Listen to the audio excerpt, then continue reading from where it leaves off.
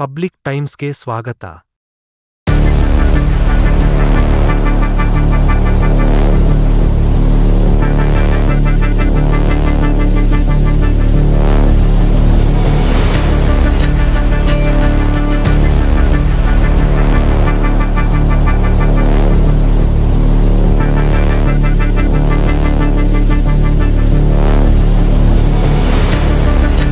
ಲಾರಿಗಳ ನಡುವೆ ಮುಖಾಮುಖಿ ಡಿಕ್ಕಿ, ಲಾರಿ ಪೀಸ್.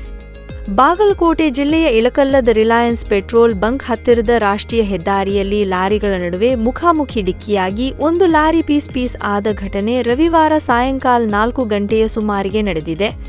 ಇಳಕಲ್ದಿಂದ ಹುನಗುಂದ ಮಾರ್ಗದತ್ತ ಹೊರಟಿದ್ದ ಲಾರಿಗೆ ಹುನಗುಂದಿದ ಇಳಕಲ್ದತ್ತ ಬರುತ್ತಿದ್ದ ಲಾರಿಯ ಚಾಲಕನ ನಿಯಂತ್ರಣ ತಪ್ಪಿ ಎದುರಿನ ರಸ್ತೆಗೆ ಬಂದು ಲಾರಿಗೆ ಡಿಕ್ಕಿ ಹೊಡೆದ ಪರಿಣಾಮ ಲಾರಿ ಪಲ್ಟಿಯಾಗಿ ಸಂಪೂರ್ಣ ಜಖಂಗೊಂಡು ಲಾರಿ ಪೀಸ್ ಆದ ಘಟನೆ ನಡೆದಿದೆ.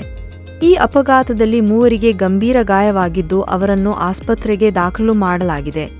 ಸ್ಥಳಕ್ಕೆ ಶಹರ್ ಪೊಲೀಸ್ ಠಾಣೆಯ ಪಿಎಸ್ಐ ಎಸ್.ಆರ್. ನಾಯಕ ಭೇಟಿ ನೀಡಿ ಪ್ರಕರಣ ದಾಖಲಿಸಿಕೊಂಡು ತನಿಖೆ ನಡೆಸಿದ್ದಾರೆ. ವರದಿ ಭೀಮಣ್ಣ ಗಾಣಿಗೇರಿ, ಇಳಕಲ್.